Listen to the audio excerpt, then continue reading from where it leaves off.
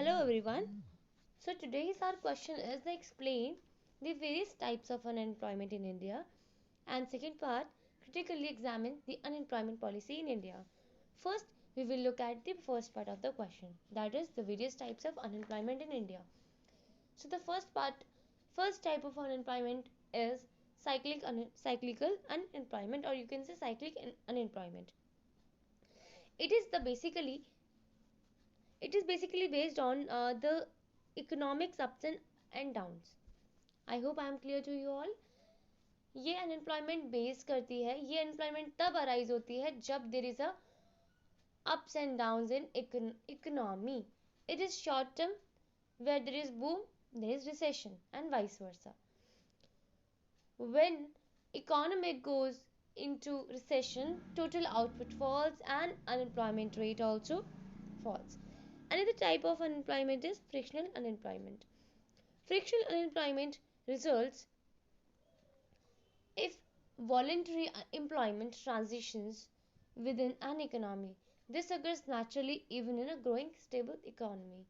Workers choosing to leave their jobs in search of new ones and workers entering the workforce for the first time constitute frictional unemployment. ये frictional unemployment voluntary employment की वजह से होती है, या ये कह सकते हो it is a natural occurring unemployment when a person used to leave their job in search of new ones or better ones, then this unemployment happens. Third type of unemployment is structural unemployment. Structural unemployment, where people can also become structurally unemployed. It is the main type of unemployment in India. Structural unemployment हमारे India में main type of unemployment है when new technologies kill off the demand for older technologies. The unemployment that arise due to structure of economy of India. ठीक है, India की economy की वजह से जो इंडिया की जो इकोनॉमी का स्ट्रक्चर है उसकी वजह से जो अनएम्प्लॉयमेंट अराइज होता है वो आपका स्ट्रक्चरल अनएम्प्लॉयमेंट है. ये एक मेन टाइप ऑफ अनएम्प्लॉयमेंट है. जब न्यू टेक्नोलॉजीज आती हैं तो हम पुरानी टेक्नोलॉजी को भूल जाते हैं. जैसे बात करते हैं हम इंडिया में, India is a labor surplus country, you all know. It is a labor surplus economy. This type of unemployment, also known as chronic or long term unemployment, it has various forms. ठीक है, it has various it has various forms. तो क्या forms हैं इसके? एक तो disguised unemployment है, एक सीजनल अनएम्प्लॉयमेंट है, educational under employment and open unemployment. तो कितने टाइप की अनएम्प्लॉयमेंट हमने मेनली पढ़ी थी? तीन टाइप की एम्प्लॉयमेंट मेन है, that is cyclic, fractional and structural. Structural के अंदर आती हैं हमारी काफ़ी सारी वेराइटीज, और स्ट्रक्चरल अनएम्प्लॉयमेंट ही हमारे इंडिया में मेन है. डिस्गाइज्ड अनएम्प्लॉयमेंट एक अनएम्प्लॉयमेंट होती है that does not affect aggregate economic output. It occurs when productivity is low and too many workers are filling too few jobs. समझ रहे हैं आप? डिस्गाइज एम्प्लॉयमेंट मतलब धोखे में रख के काम हो रहा है, आउटपुट इतना है नहीं पर लोग जो काम कर रहे हैं वो बहुत ज़्यादा हैं, एक काम में बहुत सारे लोग लगे हुए हैं, आउटपुट ज़्यादा निकलना नहीं है. That will be known as the disguised unemployment. फिर आती है आपका सीजनल अनएम्प्लॉयमेंट. ये तो आपके नेम से बहुत क्लियर हो रहा है. occurs when people are unemployed at particular times of the year when demand for the labor is lower than usual. है ना? तो ये तो आपका बिल्कुल क्लियर ही है, मतलब कि सीजन में अनएम्प्लॉयमेंट जो अकर होती है टाइम पीरियड के according. So when the number of available employment opportunities decrease. ठीक है, तो बात करते हैं जो नेक्स्ट है हमारी educational unemployment. When educated people do not find jobs. Educational unemployment is the unemployment that is when an educated people do not find the jobs. Under unemployment क्या होती है? It is term use to designate the situation of those who are able to find employment only for shorter than normal periods. जैसे हम part time workers कह देते हैं. Under employment मतलब कह सकते हो कि ना तो एम्प्लॉयड है प्रॉपरली, ना अनएम्प्लॉयड है, but they are earning something but for the temporary time period. जैसे पार्ट टाइम जॉब्स हो गई. कोरोना काल में कितने सारे लोगों ने पार्ट टाइम जॉब करी क्योंकि बहुत सारे लोगों की जॉबें छूट गई थी.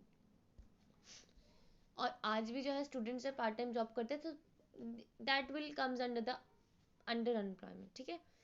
फाइनल आता है ओपन अनएम्प्लॉयमेंट क्या होता है। Open unemployment refers to unavailability of employment job opportunities for people who are willing to work. Open unemployment मतलब खुलेआम अनएम्प्लॉयमेंट दिखाई दे रही, खुलेआम बेरोजगारी दिखाई दे रही, जहाँ पे लोग कैपेबल है, जहाँ पे लोग नॉलेज्ड हैं, जहाँ पे लोग लाइक दे आर डिजर्विंग, है ना, उनको जॉब नहीं मिल रही है, उनकी तरह की जॉब्स ही अवेलेबल नहीं है, but they are willing to work. So now we are moving forward to our next part of the question, that is explain the various types of unemployment in India. Critically examine the unemployment policy in India. Now critically examine the unemployment policy in India. Unemployment policies in India. Several policies have been initiated by the government to reduce unemployment problem in the economy. आप जानते हो government का काम है भाई कि आप लोगों को मदद कीजिए, आप रिसोर्सेज प्रोवाइड कराइए और लोगों की डेवलपमेंट में उनकी सहायता कीजिए. तो क्या हुआ, सेवरल पॉलिसीज गवर्नमेंट ने इनिशिएट तो करी थी अनएम्प्लॉयमेंट की प्रॉब्लम को रिड्यूस करने के लिए, बट तो कुछ पॉलिसीज काम करी हैं, कुछ नहीं करी है, मोस्टली नहीं करी है. उसका रीजन भी हम जानेंगे एंड में, पर हम पहले समझ लेते हैं कि क्या क्या पॉलिसीज थी जो लॉन्च की गई थी. तो पहली थी TRYSE launched by government of India 1979. You can just note it down. इसकी फुल फॉर्म है training of rural youth for self employment. ठीक है. इस पॉलिसी का जो ऑब्जेक्टिव था वो ये था to help unemployed youth of rural areas जिनका एज 18 to 35 है to acquire skills for self employment. उनको स्किल्स प्रोवाइड कराओ जिससे कि वो खुद सेल्फ एम्प्लॉयड हो जाए. Priority under this scheme given to women and youth belonging to SC and ST categories. समझ रहे हैं, वुमेन्स एंड यूथ जो SC ST कैटेगरीज को बिलोंग करते हैं उनके लिए मेन ये स्कीम आई गई थी. कौन सी स्कीम थी? Training of rural youth for self employment, ताकि उनको स्किल्ड कर दो that they will able to just feed themselves. ठीक है. IRD integrated rural development programme in 1980 में ये आया. ये आया to create full employment opportunities in rural areas. Full employment opportunities in rural areas को क्रिएट करने के लिए ये स्कीम लॉन्च की गई 1980 में. नेक्स्ट आई जवाहर रोजगार योजना.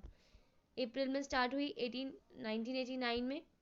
मर्ज करी गई दो एग्जिस्टिंग प्रोग्राम से, that is rural landless employment guarantee program and national rural employment programs. MNREGA, अब हमने सबको पता होगा मनरेगा के बारे में. तो मनरेगा लाई गई, लॉन्च की गई. Mahatma Gandhi national rural employment guarantee act launched in 2005 providing rights to work to people. इसका एम था to provide social security by guaranteeing a minimum of 100 days paid work per day to all families whose adult member opt for unskilled labor intensive work. Labour intensive work, unskilled labour intensive work. ठीक है. प्रधानमंत्री कौशल विकास योजना launched in 2015. उसका objective क्या था? Youth, हमारी country के जो यूथ्स हैं उनको इनेबल करना to take up industry relevant skill training in order to acquire secure better livelihood. उनको इंडस्ट्रीज रिलेटेड स्किल्स की ट्रेनिंग प्रोवाइड करवाना. प्रधानमंत्री कौशल विकास योजना, उनको ट्रेनिंग प्रोवाइड करवाना इंडस्ट्री रिलेटेड, जिससे कि वो अपनी जो अच्छी ज़िंदगी है वो जी सकें, अपनी बेटर लाइवलीहुड को सिक्योर कर सकें. फिर आया स्टार्टअप इंडिया स्कीम, 2016 में ही आई थी. Aim to this program was to develop an ecosystem that nurtures and promotes entrepreneurship across the nation. Startup आपको पता है निवेश करना, तो उसको इसका एम यही रहा है एक प्रोग्राम का, ज़्यादा से ज़्यादा एंटरप्रेन्योरशिप्स को प्रमोट्स करना across the nation. Stand up India scheme launch की गई थी 2016 में ही. एम था facilitate bank loan to womens and SC ST borrowers because between lakhs 10 to 1 crore for setting up a greenfield enterprises.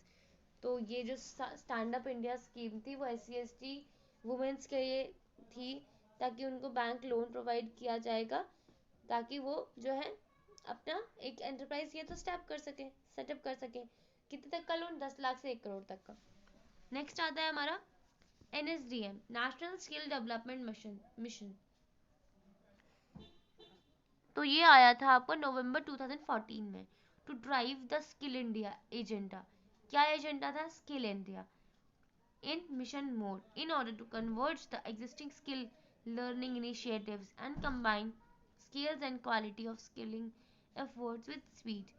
तो ये सारे काफ़ी सारे थे, ये जो स्कीम्स थी गवर्नमेंट ने लॉन्च की गई थी in order to like control the unemployment, you can say, or reduce the unemployment, you can say. But Government of India Act set up several schemes, but most of the programs have been failed due to following reasons. Now there are some reasons why these schemes got failed, है ना? पहला तो ये है कि हमारे पास resources की कमी है, there is a scarcity of resources. Second is that the most of the programs are not launched on large scales, ठीक है. Third is that gains given to weak sections were taken by elite class. जो भी gains week section को मिलना चाहिए वो elite class वाले ले लेते हैं. फिर है maximum implementation where through Panchayati Raj, due to improper implementation strategies. अब पाना lack of strategies, lack of proper strategies, scarcity of resources, और यही सब रीजंस रहे हैं क्यों जो है गवर्नमेंट फेल्ड हो गई अपनी स्कीम्स के द्वारा अनएम्प्लॉयमेंट को कम करने के लिए. So thank you very much. This is all about the answer and I hope आपको अच्छा लगा हो, and if I miss something just let me know in the comment box. Bye bye.